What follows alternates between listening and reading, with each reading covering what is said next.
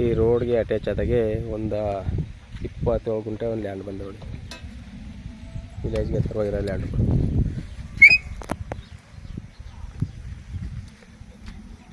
ವಿಲೇಜಿಂದ ಒಂದು ಜಮೀನು ಬಿಟ್ಟು 2ನೇ ಜಮೀನು ಇದೇ ವಿಲೇಜು. ಅದರ ಪಕ್ಕದಲ್ಲಿ ಇದು ಏನು ಇದು ಹಸಿರು ಕಾಣುತ್ತೆ ಈ ಲ್ಯಾಂಡು.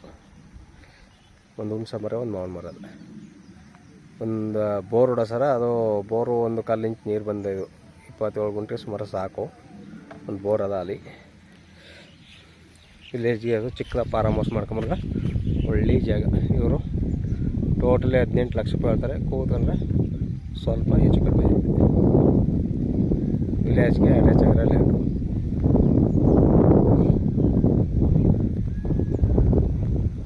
ಇದು ಮೈಸೂರಿಗೆ ಒಂದು 45 ಕಿಲೋಮೀಟ್ರ್ ಆಗುತ್ತೆ. ಊಟಿ NH ರೋಡ್ಗೆ 3.5 ಕಿಲೋಮೀಟ್ರ್ ಆಗುತ್ತೆ. NH ರೋಡ್ಗೆ ಹತ್ತಿರವಾಗಿರೋ ಲ್ಯಾಂಡು ನೋಡಿ ಸರ್. ಬೇಕು ಅಂದರು ಕೆಳಗಡೆ ನಂಬರ್ ಕೊಡ್ತೀನಿ, ಕಾಲ್ ಮಾಡಿ. 27 ಗುಂಟೆ ಒಳ್ಳೆ ಚೌಕ ಆಕಾರ ಹೋಗೋದೆ. ಚಿಕ್ಕದ ಫಾರಮ್ ಹೌಸ್ ಮಾಡ್ಕೊಂಡು ಆರಾಮಾಗಿರ್ಬೋದು. ವಿಲೇಜ್ ಪಕ್ಕದಲ್ಲಿ ಅದ. ನಿಮಗೆ 24 hours ಕರೆಂಟು, 24 hours ನೀರು ಇವೆಲ್ಲನೂ ತಗೋಬೋದು. ಒಳ್ಳೆ ಜಾಗ.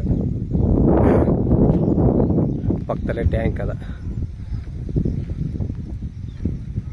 ಎಲ್ಲ ತರ್ಕೊ ಅನುಕೂಲ ಆಯ್ತಾ ನೋಡಿ. 18 ಲಕ್ಷ ರೂಪಾಯಿ ಹೇಳ್ತಾರೆ. ಕೂತ್ಕೊಂಡ್ರೆ ಸ್ವಲ್ಪ ಹೆಚ್ಚು ಕಡಿಮೆ ಆಗುತ್ತೆ.